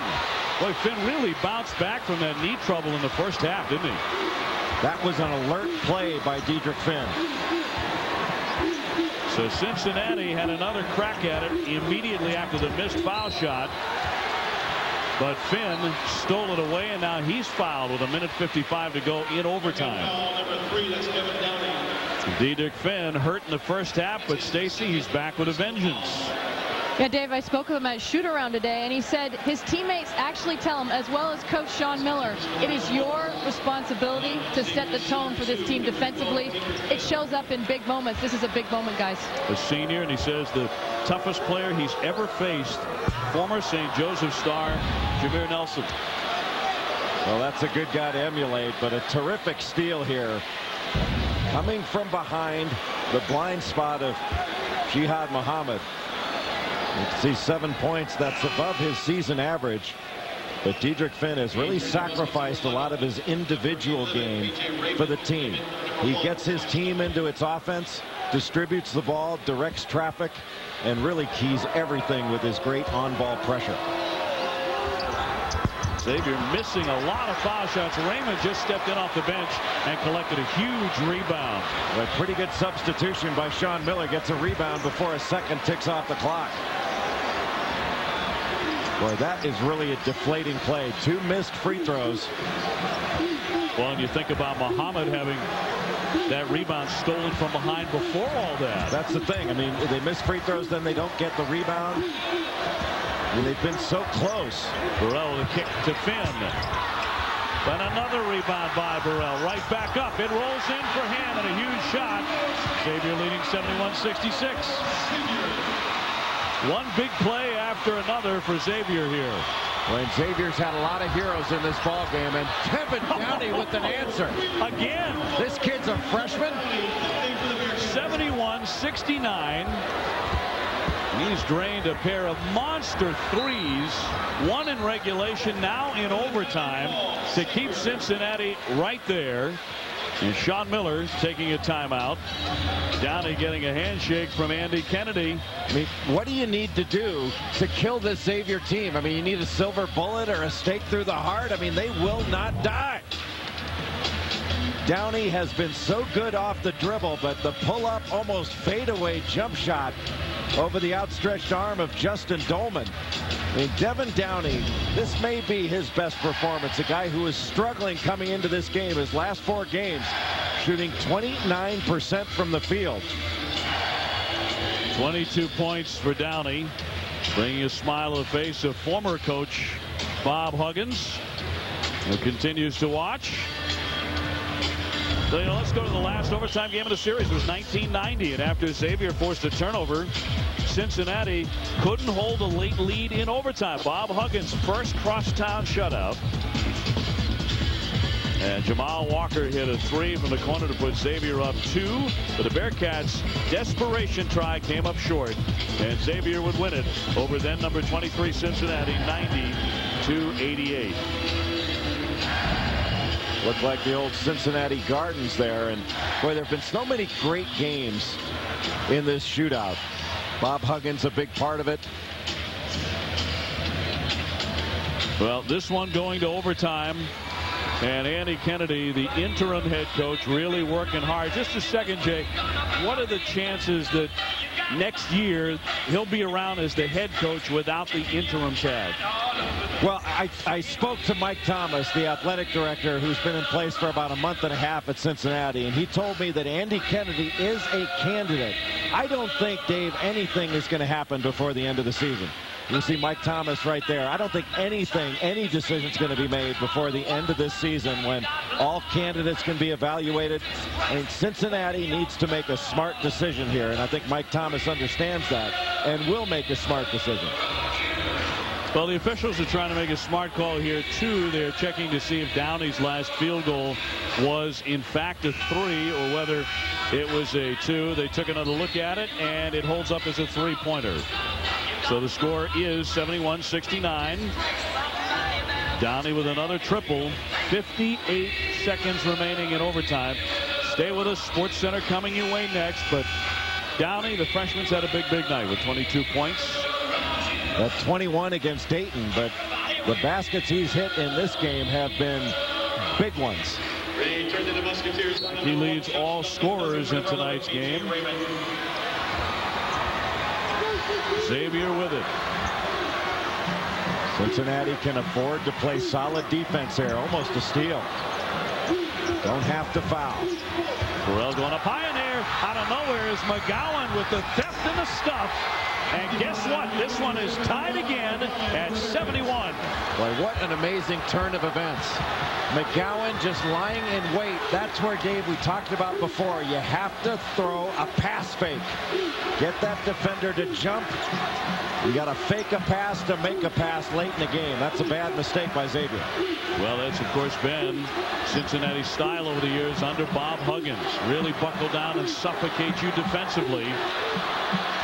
15 seconds left in the game, and a foul right there. My goodness, that's a quick whistle for a small bump that far away from the basket. Boy, it sure was. And that's it for Muhammad. That's number 5 of Jihad Muhammad. who hit that shot to tie it at the tail end of regulation. Wow, that was a quick whistle as Stanley Burrell started to make his move. 14.7 seconds remaining in the overtime as Muhammad fouls out with 10 and 5. Well, he hit some big shots, especially over in that far corner right in front of the Cincinnati bench. But that takes a significant offensive threat and an energy player away from Cincinnati right now. The trend, however, has been Xavier missing huge foul shots. Now we recap it. At the end of regulation, there's Downey, a succession of huge shots for him. But this was the biggest one. Muhammad, a three-pointer to tie the game at 64 and force the overtime. Muhammad with that killer crossover, and now he'll have to watch it from the bench. Number 34, Stanley Burrell. Out of the game on fouls. Burrell at the line. It's a familiar name, and if you were a fan of MC Hammer many years ago and his parachute pants, his real name was Stanley Kirk Burrell. Stanley Burrell with a miss here, which is what Xavier has been doing consistently, Jay, both in regulation and in overtime. Free throw blockout's huge right here.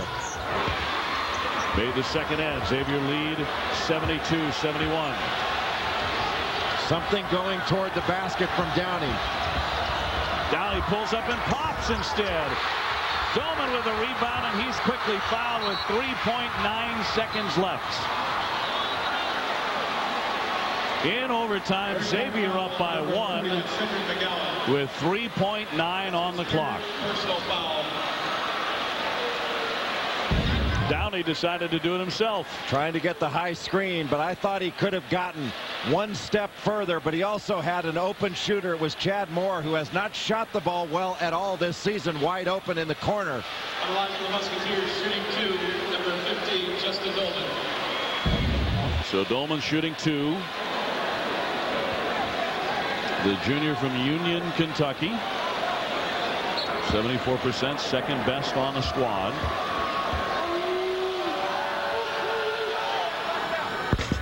That one rattles out. Boy, they just keep falling off that rim for Xavier. And Dave, with 3.9 seconds, that is enough time for Devin Downey to get the ball from end to end. If he misses this, you have got to get that ball right to Downey quickly. Made the second one. Timeout in overtime. Less than 4 seconds remaining, and Xavier's lead 73-71.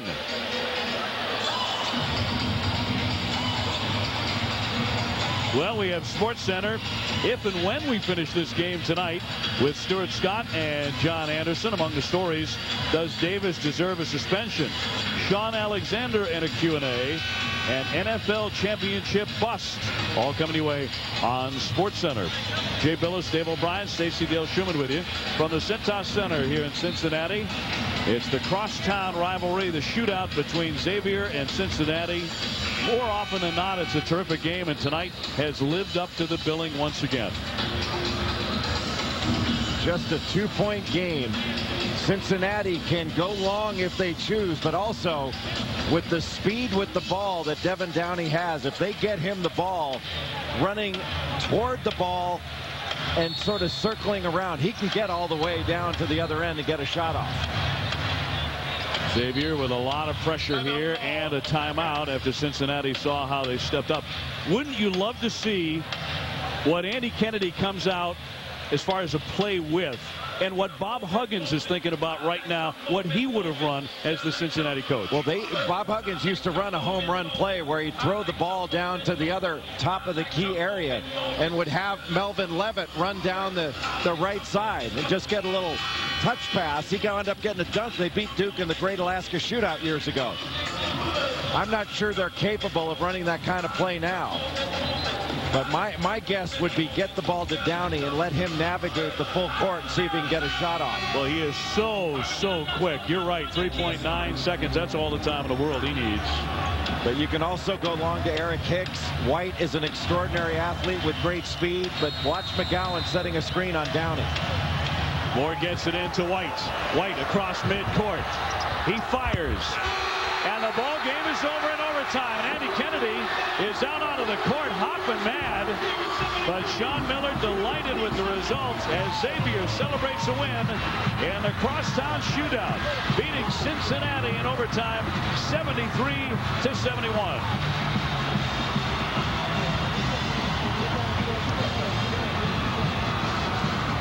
That's your final score here on a Throwdown Thursday. An outstanding game, and here's how it ended. James White able to get the ball down court quickly. He had more time than that. He could have taken one dribble and gotten past the A-10 into the middle of the lane. This is the shot by Jihad Muhammad that sent it into overtime. What a game at the Cintas Center. Xavier coming away a winner. Again, your final. The Xavier Musketeers 73, the Cincinnati Bearcats 71. Sports Center comes your way next. This has been a presentation of ESPN, the worldwide leader in sports. For Jay Billis and Stacey Dale Schumann and our entire crew.